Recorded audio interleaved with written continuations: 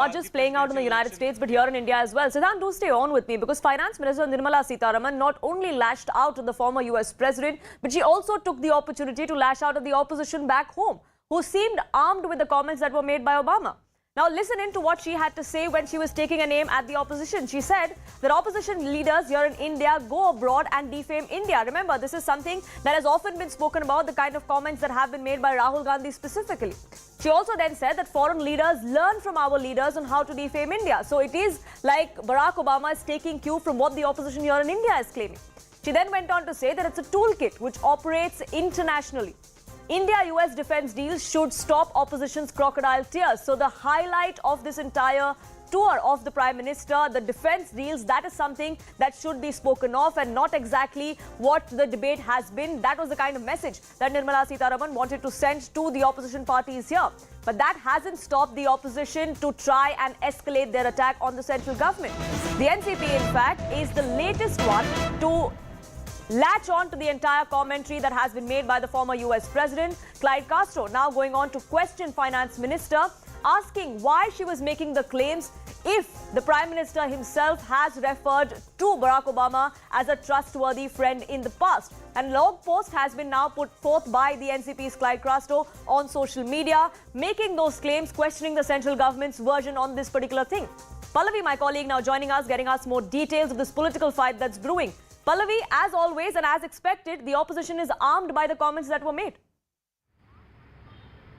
But what the opposition, in this case the NCP, is referring to is an earlier interview by the Prime Minister where he had actually referred to Barack Obama as his friend. And the point which is being raised by the opposition parties is very simple, is that, we told you so. This is a point which we also make over here, which Rahul Gandhi, for example, made when he was at the Stanford University, and how it was a diplomatic embarrassment for our country because our Prime Minister was in America and the former American President, Barack Obama, is actually pointing out, again, to use the words of the opposition, what he calls the reality in India. I think what the Indian government has taken objection to is on two grounds. One, Prime Minister was on a state visit. There was a bilateral meeting taking place between Joe Biden as well as the Prime Minister. And why do you then have an interview by the former President of America where he points a finger at India? And the second thing, and the bigger objection really, is to the fact when Barack Obama referred to the fact that if the minorities are not taken care of, there's a possibility that India would break up. This the Indian government sees as an intrusion or interfering into India's domestic policies,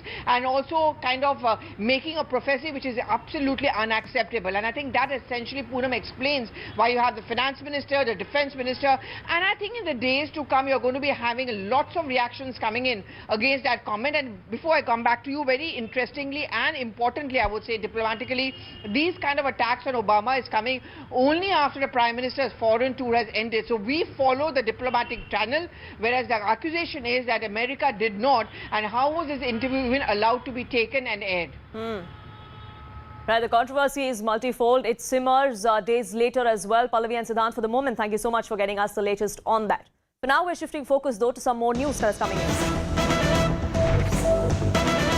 News coming in from our neighborhood now, where Pakistan's National Assembly has passed a bill to limit the lifetime disqualification of lawmakers to just 5 years.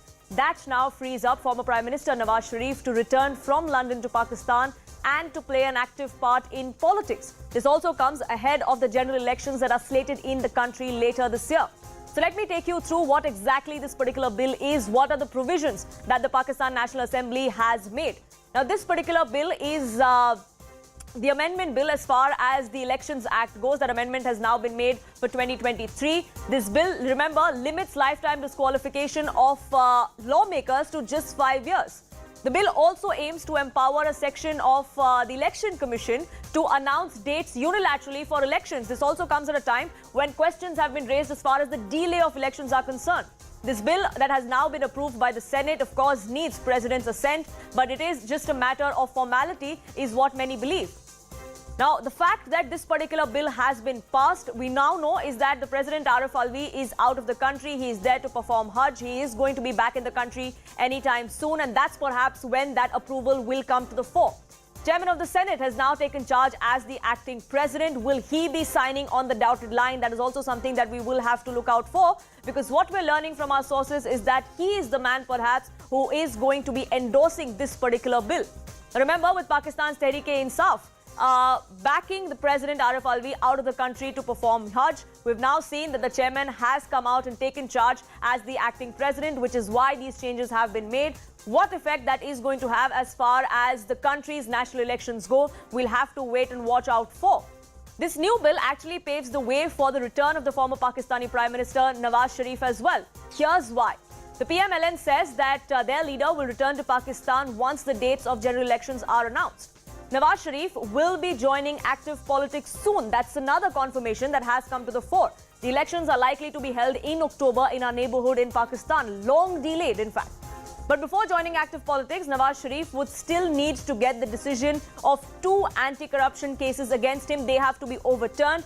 Only then can he make his way through active politics. Nawaz Sharif was, remember, disqualified for life in 2017 by the Supreme Court. That decision could be overturned on the basis of this particular amendment that has been passed now. In the same year, he was convicted in corruption cases by accountability courts as well, which is why unless there is a nod coming in from these courts, he cannot contest this time around. In 2018, the 3-time former premier became eligible to hold public office for life after a Supreme Court verdict in the Panama Papers case, after which he left for London, he left the country. He did so on medical grounds. Remember, Nawaz Sharif has served 7-year jail in the Al Aziza Mills graft case as well. So corruption is something that the Sharif family has been facing allegations of. Nawaz Sharif has been living in exile in the United Kingdom since 2019, since November. Could that be now broken? Could he return to his home country and not only return but even take part in active politics? That's something that we'll have to wait and watch out for. Anand Narasimhan, my colleague, getting us more details on this and perspective. Anand, what does this mean for the country and for the neighborhood as well? Well, the big news is that Nawaz Sharif's return is a matter of time. It's not now, it's in just a few months, and they will wait for the change of tenure of Chief Justice Bandial to demit his term, and the new Chief Justice Isa Khan also to come on board. That will happen sometime in September. That's around the time that they believe that the dates for the elections would be announced. The elections could happen sometime towards November or December by the end of this year. A lot of things will change by then, but they are being put in place. There's a 3-day huddle or a 3-day meet of the PMLN leaders, which has now happened in London, with Nawaz Sharif now coming out of the shadows, and that's what we will see, emerging out of the shadows and becoming more and more active in the run-up to his now what looks like the most possibly a return to Pakistan and return to active politics.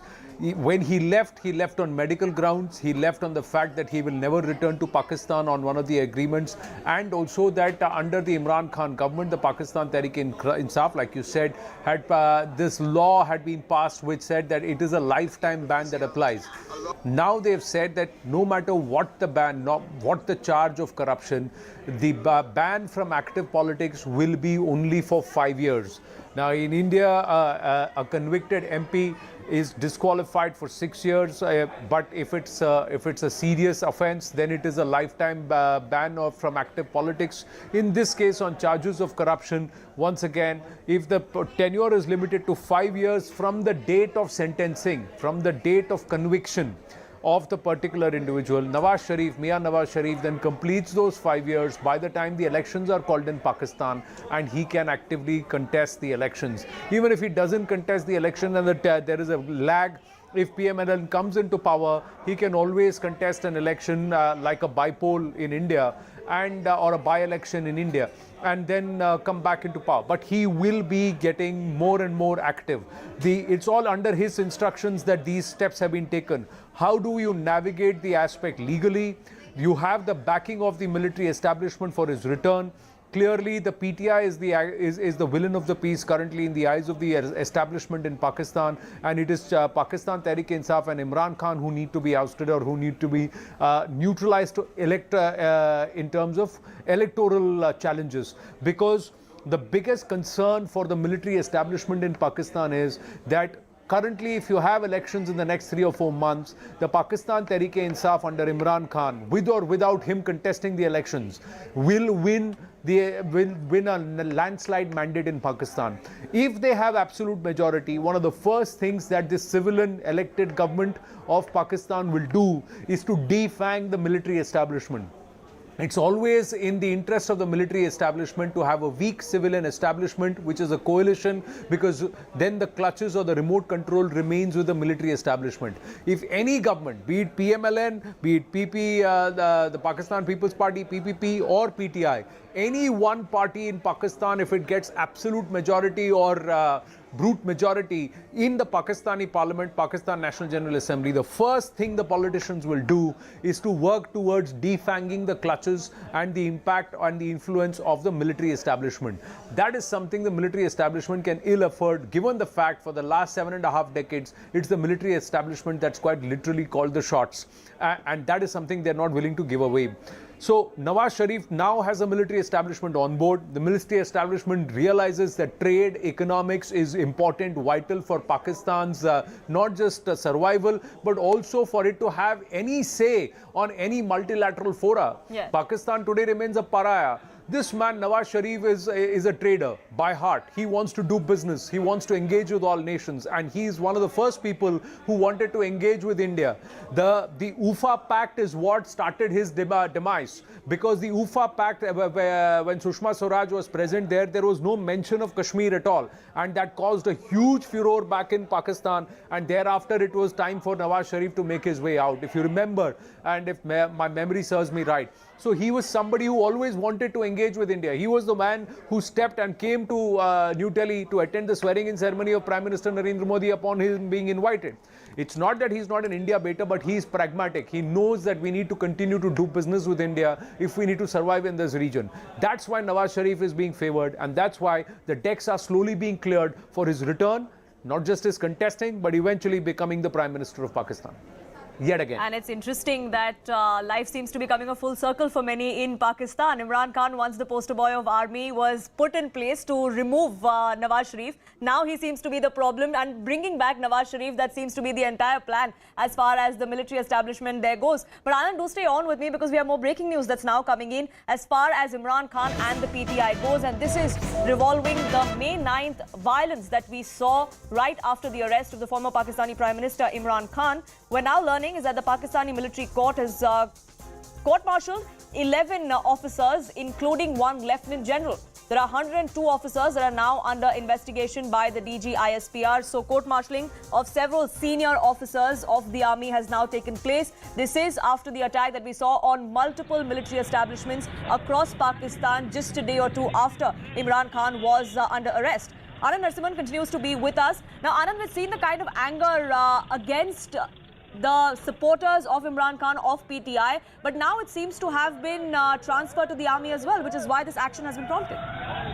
Yes, if you remember correctly, when the May 9th, 10th, 11th happened, there were a lot of the military also started taking positions. There was confirmed input that came through that the instructions that came from GHQ Rawalpindi were not being followed by a lot of brigadier level and also colonel level officers, along with the lower rank and file, who refused to implement certain measures that were supposed to be put in place. They refused to crack down on the civilian population that was busy in loot and arson, the PTI groups. They somehow seem to be siding with Imran Khan or agreeing with the fact that what's happening is all right. Now that is insubordination. Not following orders is not accepted within the army chain of command. And I think that message was sent across very clearly by General Asim Munir. There are also divisions among the ranks because most of the army generals and a lot of the lieutenant generals, brigadiers, etc. come from the army school, which is different from where General Asim Munir comes, which is a separate school itself. So there are also some of the alumnus and where do you belong to, that kind of camaraderie. Asim Munir has not endeared himself to a lot of the Pakistani military leadership till the time the 80th conference and the meeting happened. After which Asim Munir seems to have asserted himself and cracked the whip and asked everybody to fall in line. And all those level officers at various areas, be it Peshawar, be it Sindh, be it Punjab, be it in Balochistan, all those who A, left their posts, B, allowed ranton, wanton loot and arson to go on, 3, refused to implement the orders that were the instructions that came from the higher ups. they will all be now not just inquired upon but thrown out of service. 22 now, 102 still under investigation, and a lot of them will be stripped of their uniform very, very soon, because the army, Pakistani military establishment cannot be seen as weak. They have to come out and assert themselves, because otherwise the entire impression of the Pakistani army and the military establishment comes crumbling down. So they waited for the storm to pass. Now they're unleashing their own. Yes, the whip being cracked by the army there. Anand, do stay on with me. Let's actually listen into the confirmation of this that came to the fore from DGISPR. 9 मई को मुतअद्दिद गैरजन्स में जो पुरतशद्दुद वाक़यात हुए, उस पर 2 इदारा जाती जामे inquiries की गईं, जिनकी सदारत मेजर जनरल्स के ओहदे के अफसरान ने की। एक मुफस्सल और डेलिब्रेट एहतसाबी अमल के बाद इन कोर्ट ऑफ इंक्वायरीज की सिफारिशात को मद्देनजर रखते हुए ये फैसला किया गया कि जो मुतल्लिका ज़िम्मेदारान गैरजन्स, फौजी तनसीबात, GHQ और जिना हाउस की सिक्योरिटी और तकद्दुस को बरकरार रखने में नाकाम हुए, उन ज़िम्मेदारान के खिलाफ तादीबी कार्रवाई अमल में लाई गई हैं, जिनकी तफसीलात कुछ यूं हैं। 3 अफसरान बाशमूल एक लेफ्टिनेंट जनरल के ओहदे के अफसर को नौकरी से बर्खास्त कर दिया गया है। 15 अफसरान बाशमूल 3 मेजर जनरल्स और 7 ब्रिगेडियर्स के ओहदे के अफसरान के खिलाफ सख्त तादीबी कार्रवाई मुकम्मल की जा चुकी है। आपको इन सजाओं से यह अंदाजा होगा कि फौज के अंदर खुद एहतसाबी का अमल बगैर किसी तफरीक के मुकम्मल किया जाता है, और जितना बड़ा ओहदा होता है उतनी। Neelam Irshad Sheikh, spokesperson of the Pakistan Tehreek-e-Insaf, the party of Imran Khan, joining us on this broadcast. Thank you so much for speaking with us here on CNN News 18. The crackdown now happening on the army as well for mishandling the kind of situation that we saw when violence broke out after Imran Khan's arrest. How do you respond? Hello, are you asking me? Yes, Ms. Sheikh, go ahead. Okay, I couldn't get the last line, last word. Yeah, we've seen the fallout of the violence that we saw on the 9th of May. Several PTI workers were jailed. Oh, Yes, now it looks like the Pakistani army is also feeling the heat. You know, Pakistan army is the one who is saving our country, right? So they know better whom to get into it, whoever is involved. So, they said there are so many of local and outside of that area people were involved in that. So now it's really bad news, whatever happened on 9th of May, that they shouldn't have done all this rubbish, whatever happened. Now, army is the power to trace whoever was involved and give them punishment. That's their decision, to give them punishment, whoever is involved. So it doesn't matter if it's a politician or a like countryman or army man or police or whoever it is. They should not spare involved in this. But Ms. Sheikh, how do you think the kind of image that is portrayed of the country abroad? It's not just the army that's to be blamed. The kind of violence that was witnessed, PTI workers, PTI supporters were also to be blamed. So put together the entire situation, don't you think that on a global stage, the image of the country as a whole, not just of the army or of one political party, is being maligned? Okay. If PTI workers are involved, Imran Khan is quite much confident that if they are involved, he will allow them to punish them, and he will punish them by himself also, kicking them out from the party. You know, in 2013, when the first time PTI government was in power, couple of PTI top-notch were involved in corruption, and Imran Khan kicked them out from the party. So if he sees that they are I must say there must be seldom people involved from PTI. Rest were all there. There was, PTI, Jalsa, Jalus and all this happened. People, they come for a party, they are happy, the countrymen are happy and, at Liberty, we used to have really fun. It's not that they come for ruining the country or ruining that places where they went.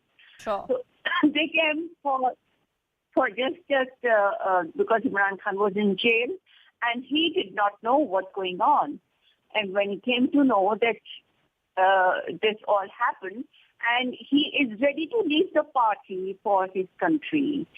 He is ready to get aside if his people are involved and they were caught. Whoever was caught red-handed, seldom people, I must repeat, that were from PTI. Rest, they were all passerbys and people, they come to see, in India also, in Pakistan, that something happens on the road, they gather around, so many people just gather to see what's going on, what happened. Sure, so it may have happened in the aftermath of Imran Khan's arrest, but they were not necessarily PTI workers or supporters, says the Pakistan Tehreek-e-Insaf. Ms. William, thank you so much for speaking with us. You're on CNN News 18. The controversy there continues, the unrest there continues in Pakistan as well. Whether or not general elections are held later this year, whether there is some political stability that we see, we'll keep an eye out for that here on CNN News 18. But for now, a quick break.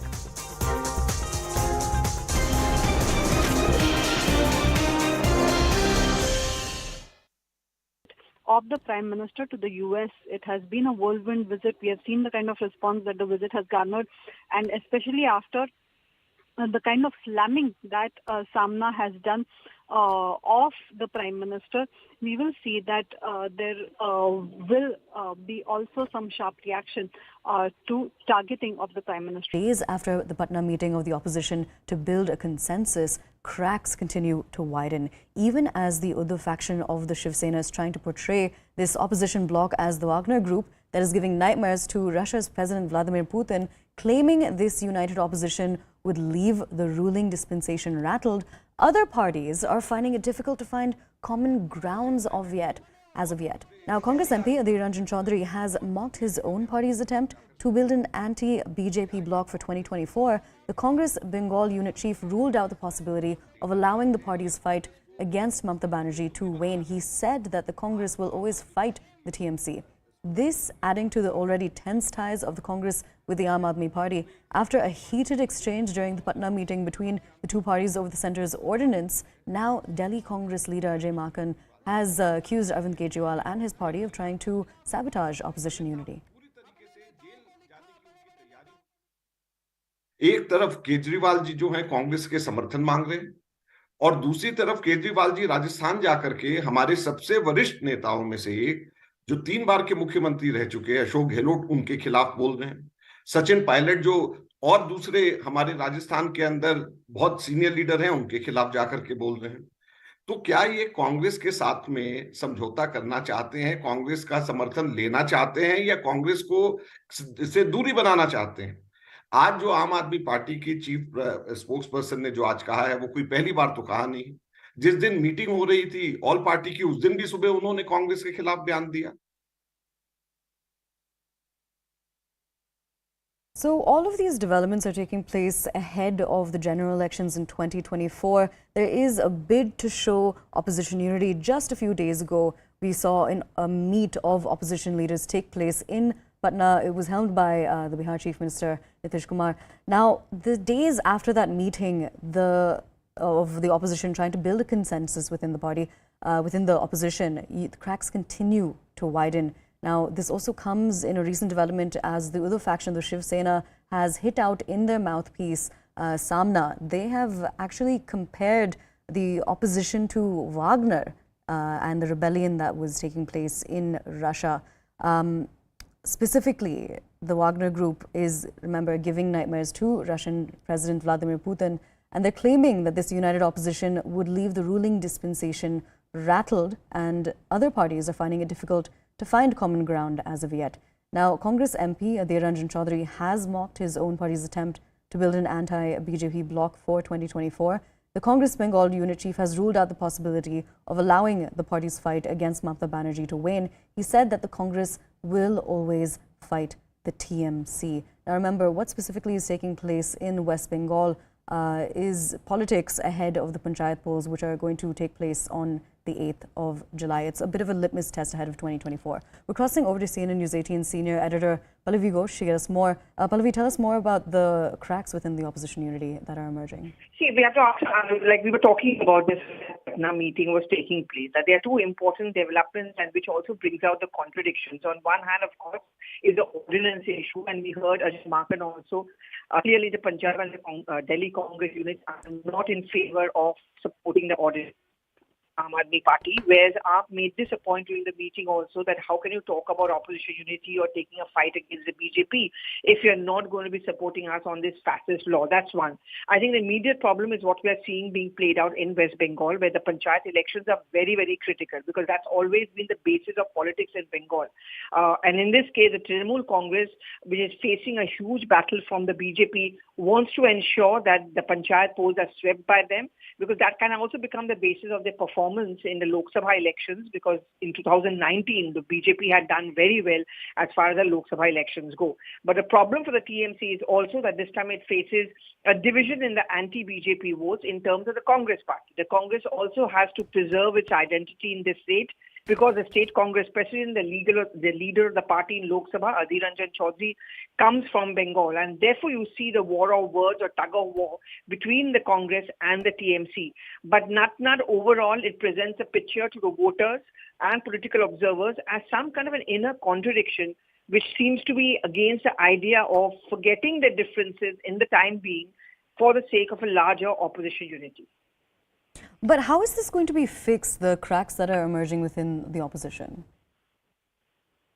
If you could repeat your question, please. Would you be able to explain how different parties will try to fix these problems that are emerging within the opposition unity? You know, at the opposition party meeting also this point was raised, and what was decided were two important developments. One, of course, is, and this concern was raised that in some states, for example, the AAP is trying to expand at the cost of the Congress. AAP gave this reassurance, will not do that between 2024. But AAP also has to cater to its constituency, so how long can it keep the promise? The second point which was raised is at the state level, we can have our differences, we can be opponents to each other, but at the national level, we all need to be together. Pretty much like, say, the left Congress equations. In Kerala, they are political opponents. In Bengal, they are allies. But again, you know, it presents a very confusing picture to the voter when he's going to go and cast his vote. That am I going to vote for a kind of a dilemma, or will I vote for a steady government, say, if it comes in the form of the NDA? Now, Pallavi, a few follow-up questions. Does this not raise a bigger question of whether or not there can be a united opposition? Well, I mean, to be very fair, as a political reporter, I can say that we should not rule out any possibility. In 2004, we saw a kind of a united opposition. I mean, unlikely partners like the DMK and the Congress did come together. But then, you know, 2004 is again a little different from what it is now. At that point of time, the TMC, the DMK were just regional parties. I mean, TMC, for example, never had a national ambition. There was no Aam Aadmi Party at that point of time. Today, we have AAP, TMC, both of them. At least AAP has grown at the cost of the Congress. And then you have other players coming into the picture. For example, the BRS, which stays a...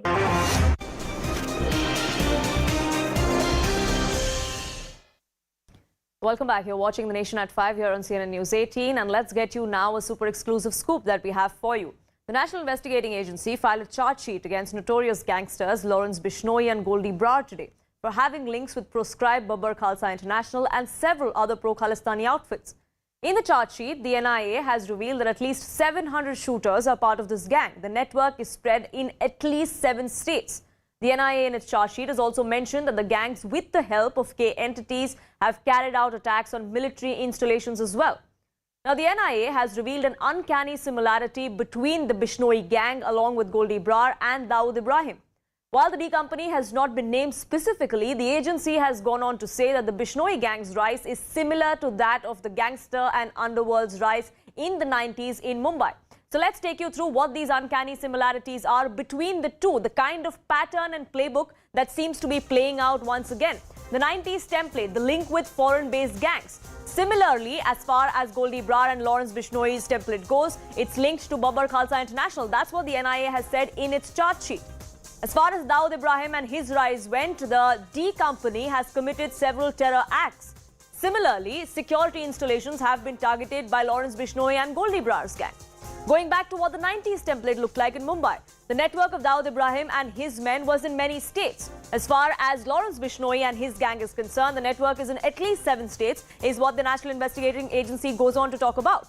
Primarily, the Dawood gang was confined to Mumbai. As far as the Lawrence Bishnoi gang is concerned, that is primarily confined to Punjab. So there's another similarity that seems to be playing out. As far as Dawood's modus operandi was concerned, there was extortion that was done, all of which was done via kidnapping. As far as the Goldie Brar playbook goes, all of this money that he has been using for his criminal activities, that too has all been made out from extortion. A similar playbook playing out once again. All of these uncanny similarities have been listed by the agency themselves. As far as Dawood Ibrahim and his gang was concerned, they got weapons via the border. We know that several within the Pakistani establishment have harbored and helped Dawood Ibrahim and his associates. The same goes for Lawrence Bishnoi and the Goldie Brar gang. They too received weapons from across the border, especially from sympathizers of pro-Khalistani groups. These are the startling revelations that have now been made in the NIA charge sheet that has been exclusively accessed by my colleague Ananya Bhatnagar, who joins us on this broadcast to get us more details. Several more details that are now pouring out. The investigation against the Lawrence Bishnoi gang continues as far as the NIA goes, Ananya, isn't it? Well, definitely, Poonam. This investigation of the National Investigation Agency in 2 cases, basically RC38 and RC39, which is both linked to how these gangsters, these dreaded gangsters in National Capital Territory and also across the country are having terror links and are, having acts which are terror acts which are against the country, which are to wage a war against the country. Now, what does this particular charge sheet that we have accessed today indicates? Now, number one is that, there was a RPG attack that took place on the intelligence headquarters of the Punjab Police in Mohali. It is said that Lawrence Bishnoi's gangsters were involved into this, and this all was done on, in fact, the instructions of one Rinda, who used to be a part of the Babbar Khalsa International, which is a pro-Khalistani organization. Apart from that, what has also come to light is that these gangs have a clear modus operandi of using extortion money to, in fact, get sophisticated weapons. Now, how are these sophisticated weapons accessed is that these pro-Khalistani elements are the linkages who actually give them these sophisticated weapons in exchange of targeted killings and also attacks on security establishments in the country in exchange of these sophisticated weapons. And the whole and sole reason why Lawrence Bishnoi's terror syndicate, which not only includes the gang of Lawrence Bishnoi but also various other gangs, including that of Kala Rana, or if we talk about other gangsters of Tilu Tajpuria as well, it has been said that these people associated with the pro-Khalistani elements to get sophisticated weapons like assault rifles, like pistols, etc. And the third stark distinction that does not come into this charge sheet but was there in RC38, and we had broken it down for our viewers a month ago, is that these gangs have a very, very stark similarity to that of the D company, because number one, these gangs also have connections abroad, like Lawrence Bishnoi and Goldie Brar, who sits in Canada. We saw how D company had linkages in Pakistan, etc. And these are associated with pro-Khalistani outfits, while the D company was associated with people in Pakistan. So definitely a stark similarity has come in, and this is not only the NIA saying that. This was an NN Vora committee that was studying the patterns of these particular gangs, and this committee has come out with this conclusion, is what has been said in this particular charge sheet. And the most important aspect of this charge sheet was that the money that is collected by these gangs in extortion is sent to terror sympathizers, sent to pro-Khalistani sympathizers as well in Thailand, in other parts of the country, and in exchange of that, sophisticated weapon comes in. Now, the NIA investigation into this case actually continues, and we'll have to wait and watch for more charge sheets to come in as for more revelation to actually happen in this particular case. Poonam. Absolutely, the investigation continues, but the kind of playbook that seems to now be playing out, that is something that is going to perhaps be the focal point. For the moment, Ananya, thank you so much for getting us the latest. Shifting focus now to the opposition unity or disunity, as the BJP likes to call it. Days after Patna meeting of the opposition to build consensus, unfortunately for them, cracks seem to even widen further. Even as the Uddhav faction of the Shiv Sena is trying to portray this opposition bloc as the Wagner group that is giving nightmares to Russian President Vladimir Putin, claiming that this united opposition is going to leave the ruling dispensation completely rattled. Other parties, though, seem to be finding it very difficult to find common ground as of yet. Congress MP Adhir Ranjan Chaudhary has mocked his own party's attempt to build this anti-BJP bloc for 2024. The Congress Bengal unit chief ruled out the possibility of allowing the party's fight against Mamata to wane. He said the Congress will always fight the TMC. This adding to the already tense ties of the Congress with the Aam Aadmi Party, especially in Delhi. Remember, a heated exchange took place during that Patna meeting between the two parties over the centre's ordinance and over how the Congress refused to take a stand. Now, Delhi Congress leader Ajay Makhan has come out and accused Arvind Kejriwal and his party of trying to sabotage opposition unity. The Aam Aadmi Party has responded in equal measure. They called it petty politics by the grand old party. एक तरफ केजरीवाल जी जो हैं कांग्रेस के समर्थन मांग रहे हैं और दूसरी तरफ केजरीवाल जी राजस्थान जाकर के हमारे सबसे वरिष्ठ नेताओं में से एक जो 3 बार के मुख्यमंत्री रह चुके हैं अशोक गहलोत उनके खिलाफ बोल रहे हैं। सचिन पायलट जो और दूसरे हमारे राजस्थान के अंदर बहुत सीनियर लीडर हैं उनके खिलाफ जाकर के बोल रहे हैं। तो क्या ये कांग्रेस के साथ में समझौता करना चाहते हैं, कांग्रेस का समर्थन लेना चाहते हैं या कांग्रेस को से दूरी बनाना चाहते हैं? आज जो आम आदमी पार्टी की चीफ स्पोक्स पर्सन ने जो आज कहा है वो कोई पहली बार तो कहा नहीं। जिस दिन मीटिंग हो रही थी ऑल पार्टी की उस दिन भी सुबह उन्होंने कांग्रेस के खिलाफ बयान दिया। मैं इतना ही कहूंगा, विपक्ष की बैठक पर आज लोग हंस रहे हैं, मजाक उड़ रहा है कि जहां एक और नौकरी के बदले नकद मांगने वाली ममता दीदी थी, वहीं दूसरी ओर जॉब के बदले जमीन लेने वाले लालू प्रसाद यादव थे। नीतीश कुमार जी जिनकी सरकार में पुल 1750 करोड़ का बना तो नहीं, ढह 2 बार गया। और राहुल गांधी जी जो कहते हैं कि लोकतंत्र की हत्या हो रही है, वो ममता बनर्जी से सवाल नहीं पूछ पाते कि बंगाल में आखिरकार पंचायती राज चुनावों में हत्याएं क्यों हो रही, केरल में हत्याएं क्यों हो रही। ये सवाल खड़ा होता है कि ये लोग वो इकट्ठे हुए हैं जिनका ना नेता है, ना नीतियां हैं और नीयत में भारी खोट है। देखिए, मैं तो कांग्रेस पार्टी से एक ही सवाल पूछना चाहूंगी कि क्या वो देश के संविधान के साथ है, क्या वो लोकतंत्र के साथ है, क्या वो संघीय ढांचे के साथ है या वो प्रधानमंत्री नरेंद्र मोदी के साथ है। क्योंकि जो ऑर्डिनेंस प्रधानमंत्री नरेंद्र मोदी जी दिल्ली में चुनी हुई सरकार की ताकत खत्म करने के लिए लाए हैं वो गैर कानूनी है, वो गैर संवैधानिक है। तो अगर कांग्रेस उस ऑर्डिनेंस का विरोध नहीं करती है, उसके विरोध में वोट नहीं डालती है, तो पूरे देश को दिख जाएगा कि कांग्रेस पार्टी संविधान के साथ नहीं है, लोकतंत्र के साथ नहीं है, बल्कि प्रधानमंत्री नरेंद्र मोदी जी के साथ। Senior editor and my colleague Pallavi Ghosh joining us on this broadcast to get us more perspective. Pallavi, the Congress and many other parties, in fact, within this opposition have maintained that at the centre they'll put up a united front against the BJP for 2024. But that template is not going to follow as far as the state fight is concerned. Yes, so pretty much very similar to the lines of what we see in Kerala, for example, where the left and the Congress are political opponents, but in Bengal they are allies. So the argument which was discussed at the Patna meeting was essentially this, that while we do understand that each of these political parties need to address their constituency or their vote bank, at the national level we need to look as if we are together. Now, Puram, this doesn't look very well. I mean, this is something which may confuse the voters as well, and they will be left wondering that what is it that is really happening, because how is it possible that if you are going to be acrimonious towards each other to the extent of being called the B team of the BJP, as the Congress is being called by the Trinamool Congress, how will you convince the voters that actually this fight is only at a local level and not at the national level? And the BJP is certainly going to be using this point that this is the kind of instability which will come in should these people come back to power. The optics clearly don't work well for the opposition, and that really is giving the BJP ammunition, who's only scoffing at this attempt. For the moment, Pallavi, thank you so much for getting us the latest on that.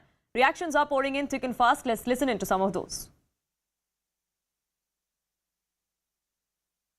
देखिए, अजय माखन क्या कहते हैं पे उस पर मैं कुछ react नहीं करना चाहूँगा कि आज की डेट पे अजय माखन जी इर्रेलेवेंट है देश की राजनीति से, दिल्ली की राजनीति से और कांग्रेस पार्टी से भी। अब अगर कांग्रेस पार्टी को ये समझना पड़ेगा कि हर चीज़ राजनीति के लिए नहीं होती है। एक तरफ तो वो कहते हैं कि हम प्रमुख विपक्षी दल हैं, एक तरफ वो कहते हैं कि हम बीजेपी को उनके पद से हटाएंगे वहाँ पर, दूसरी तरफ इनके जो स्टैंड है, जो भी स्टैंड ये लेते हैं वो बहुत पेटी पॉलिटिक्स से प्रभावित है। आम आदमी पार्टी ने एक मुद्दा सामने रखा, चूंकि हम दिल्ली से आते हैं, हमें दिल्ली ने ये मुख्यमंत्री बनाया है, केजरीवाल जी को सरकार बनाई है।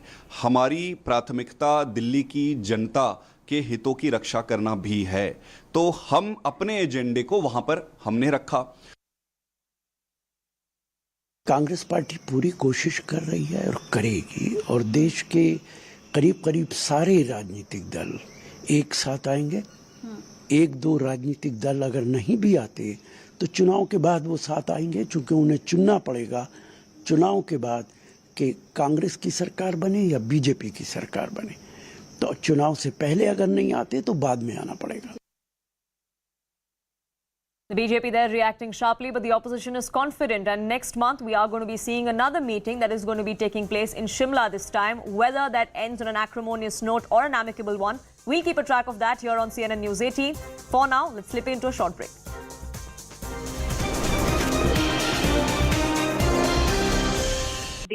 Today we will also see some sharp reactions, because the BJP till now has also not taken very kindly to the Shiv Sena UBT directly targeting the Prime Minister. This time on, the target is about the visit of the Prime Minister to the US. It has been a whirlwind visit. We have seen the kind of response that the visit has garnered, and especially after the kind of slamming that Samna has done of the Prime Minister, we will see that there will be also some sharp reaction to targeting of the Prime Minister. Days after the Patna meeting of the opposition to build a consensus, cracks continue to widen, even as the Uddhav faction of the Shiv Sena is trying to portray this opposition bloc as the Wagner group that is giving nightmares to Russia's President Vladimir Putin, claiming this united opposition would leave the ruling dispensation rattled. Other parties are finding it difficult to find common grounds as of yet. Now, Congress MP Adhir Ranjan Chaudhary has mocked his own party's attempt to build an anti-BJP bloc for 2024. The Congress Bengal unit chief ruled out the possibility of allowing the party's fight against Mamata Banerjee to wane. He said that the Congress will always fight the TMC. This adding to the already tense ties of the Congress with the Aam Aadmi Party. After a heated exchange during the Patna meeting between the two parties over the centre's ordinance, now Delhi Congress leader Ajay Makhan has accused Arvind Kejriwal and his party of trying to sabotage opposition unity. एक तरफ केजरीवाल जी जो हैं कांग्रेस के समर्थन मांग रहे हैं, और दूसरी तरफ केजरीवाल जी राजस्थान जाकर के हमारे सबसे वरिष्ठ नेताओं में से एक, जो 3 बार के मुख्यमंत्री रह चुके हैं, अशोक गहलोत, उनके खिलाफ बोल रहे हैं। सचिन पायलट जो और दूसरे हमारे राजस्थान के अंदर बहुत सीनियर लीडर हैं, उनके खिलाफ जाकर के बोल रहे हैं। तो क्या ये कांग्रेस के साथ में समझौता करना चाहते हैं, कांग्रेस का समर्थन लेना चाहते हैं, या कांग्रेस को से दूरी बनाना चाहते हैं? आज जो आम आदमी पार्टी की चीफ स्पोक्स पर्सन ने जो आज कहा है, वो कोई पहली बार तो कहा नहीं। जिस दिन मीटिंग हो रही थी ऑल पार्टी की, उस दिन भी सुबह उन्होंने कांग्रेस के खिलाफ बयान दिया। So all of these developments are taking place ahead of the general elections in 2024. There is a bid to show opposition unity. Just a few days ago, we saw a meet of opposition leaders take place in Patna. It was held by the Bihar Chief Minister Nitish Kumar. Now, the days after that meeting, of the opposition trying to build a consensus within the party, within the opposition, the cracks continue to widen. Now, this also comes in a recent development as the Uddhav faction, the Shiv Sena, has hit out in their mouthpiece, Samna. They have actually compared the opposition to Wagner and the rebellion that was taking place in Russia. Specifically, the Wagner group is, remember, giving nightmares to Russian President Vladimir Putin, and they're claiming that this united opposition would leave the ruling dispensation rattled, and other parties are finding it difficult to find common ground as of yet. Now, Congress MP Adhir Ranjan Chaudhary has mocked his own party's attempt to build an anti-BJP bloc for 2024. The Congress Bengal unit chief has ruled out the possibility of allowing the party's fight against Mamata Banerjee to wane. He said that the Congress will always fight the TMC. Now, remember, what specifically is taking place in West Bengal is politics ahead of the Panchayat polls, which are going to take place on the 8th of July. It's a bit of a litmus test ahead of 2024. We're crossing over to CNN News 18 senior editor Pallavi Ghosh to get us more. Pallavi, tell us more about the cracks within the opposition unity that are emerging. See, we have to ask, like we were talking about this when our meeting was taking place, that there are two important developments and which also brings out the contradictions. On one hand, of course, is the ordinance issue, and we heard Ajay Maken also. Clearly, the Punjab and the Delhi Congress units are not in favor of supporting the ordinance. Aam Aadmi Party, whereas AAP made this a point during the meeting also that how can you talk about opposition unity or taking a fight against the BJP if you're not going to be supporting us on this fascist law? That's one. I think the immediate problem is what we are seeing being played out in West Bengal, where the panchayat elections are very, very critical because that's always been the basis of politics in Bengal. And in this case, the Trinamool Congress, which is facing a huge battle from the BJP, wants to ensure that the panchayat polls are swept by them, because that can also become the basis of their performance in the Lok Sabha elections, because in 2019, the BJP had done very well as far as the Lok Sabha elections go. But the problem for the TMC is also that this time it faces a division in the anti-BJP votes in terms of the Congress party. The Congress also has to preserve its identity in this state, because the state Congress president, the leader of the party in Lok Sabha, Adhir Ranjan Chaudhary, comes from Bengal. And therefore, you see the war of words or tug of war between the Congress and the TMC. But not overall, it presents a picture to the voters and political observers as some kind of an inner contradiction, which seems to be against the idea of forgetting the differences in the time being for the sake of a larger opposition unity. But how is this going to be fixed, the cracks that are emerging within the opposition? If you could repeat your question, please. Would you be able to explain how different parties will try to fix these problems that are emerging within the opposition unity? You know, at the opposition party meeting also this point was raised, and what was decided were two important developments. One, of course, is, and this concern was raised that in some states, for example, the AAP is trying to expand at the cost of the Congress. AAP gave this reassurance, will not do that between 2024. But AAP also has to cater to its constituency, so how long can it keep the promise? The second point which was raised is at the state level, we can have our differences, we can be opponents to each other, but at the national level, we all need to be together. Pretty much like, say, the left Congress equations. In Kerala, they are political opponents. In Bengal, they are allies. But again, you know, it presents a very confusing picture to the voter when he's going to go and cast his vote. That am I going to vote for a kind of a dilemma, or will I vote for a steady government, say, if it comes in the form of the NDA? Now, Pallavi, a few follow-up questions. Does this not raise a bigger question of whether or not there can be a united opposition? Well, I mean, to be very fair, as a political reporter, I can say that we should not rule out any possibility. In 2004, we saw a kind of a united opposition. I mean, unlikely partners like the DMK and the Congress did come together. But then, you know, 2004 is again a little different from what it is now. At that point of time, the TMC, the DMK were just regional parties. I mean, TMC, for example, never had a national ambition. There was no Aam Aadmi Party at that point of time. Today, we have AAP, TMC, both of them. At least AAP has grown at the cost of the Congress. And then you have other players coming into the picture. For example, the BRS, which stays away from any attempt at opposition unity and in fact runs a parallel attempt at a united front. So things are different from 2004.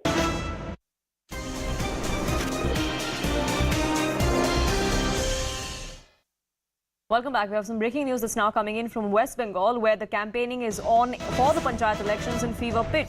And at a time when we are seeing central forces deployed in every part of the state, Mamata Banerjee has now come out and cast aspersions once again on the BSF. Mamata Banerjee goes on to say that there are two families that she's met in Cooch Behar, and 2 days ago, BSF personnel allegedly killed their family members. This is the big claim that Mamata Banerjee has now come out and made. They've lost everything. She says Cooch Behar, in fact, firing has become normal. That's the allegation, that's the aspersion that has been now cast on central forces, on the BSF specifically. Pallavi, my colleague, joining us, getting us more details. Now, Pallavi, this is not the first time that Mamata Banerjee or the TMC has cast aspersions on the conduct of the BSF, but this is extremely important given the timing. Yes, absolutely. She was speaking about this in our campaign in Cooch Behar, and many of these are actually border areas where the BSF actually protects the border of Bengal, which is, of course, as we all know, outlines that with Bangladesh. And there have been instances earlier also where the state government has accused the BSF of targeting their own civilians under the garb of protecting the borders. Of course, Mamata Banerjee's comment was as a part of her election campaign. she's trying to protect her vote bank. But unfortunately, this is something which could hurt her or boomerang on her at a national level. But the BJP is definitely going to be targeting her for actually abusing or maligning the image of our security forces. Absolutely. We'll wait and watch for those reactions coming in from the BJP. But for the moment, Pallavi, thank you so much. Speaking of the BJP and a war of words between BJP and another party, that seems to be brewing here in the national capital as well, because residents of Delhi are likely to see their electricity bills increase by almost 10%. This comes after the Delhi Electricity Regulatory Commission gave approval for power companies to hike rates on their power proposal. Now, as per the new power purchase adjustment charges, an additional 9.42% will be levied on BSES Yamuna consumers. For BSES Rajdhani consumers, an additional 6.3% will be added. That would mean that residents of South, West, Old and New Delhi are likely to feel the heat of this tariff rise. Now, the DERC says that the final decision on increase of power tariffs will only depend on the power companies and the distribution companies passing on this burden to the consumers. So far, there is no confirmation of that yet, no official announcement, but many believe that it's just a matter of time, and that has triggered a fierce political war between the BJP and the Aam Aadmi Party. 2022 में जून में ये power purchase agreement commission बढ़ाने के बाद ठंडी में नहीं घटाया और नहीं घटाया, ये तो अभी बोझ झेल ही रहे हैं, आपने फिर से उसको बढ़ा दिया। दिल्ली के लोग ये जानना चाहते हैं कि ये पीपीएसी की वजह से उनका बिल क्यों बढ़ रहा है। तो मैं दिल्ली वालों को ये बताना चाहती हूँ कि आज जो बिजली का बिल बढ़ रहा है दिल्ली में, उसके लिए सिर्फ और सिर्फ केंद्र सरकार जिम्मेदार है। आपने आज 9 साल तक 8 साल तक इन अपने कुकर्मों का ऑडिट क्यों नहीं कराया? नंबर 1 पूछना चाहते हैं, आपने पावर परचेज एग्रीमेंट कमीशन के नाम से तो 3904,000 के करीब करोड़ रुपया जनता का ठग लिया। जो 100 रुपया बिजली का दे रहे थे उनको 108 रुपया देना पड़ेगा, क्योंकि सरचार्ज बढ़ाया गया है। सरचार्ज कब बढ़ता है? जब केंद्र सरकार ये निर्देश निकाल दे कि इंपोर्टेड कोयला जो प्रधानमंत्री के मित्र बिना ड्यूटी दिए इंडिया में लेकर आए और जिस पर निर्देश दिया गया कि ये कोयला यूज किया जाएगा सब डिस्कॉम्स द्वारा, तो ये इंपोर्टेड कोयले की वजह से सरचार्ज बढ़ाया गया है।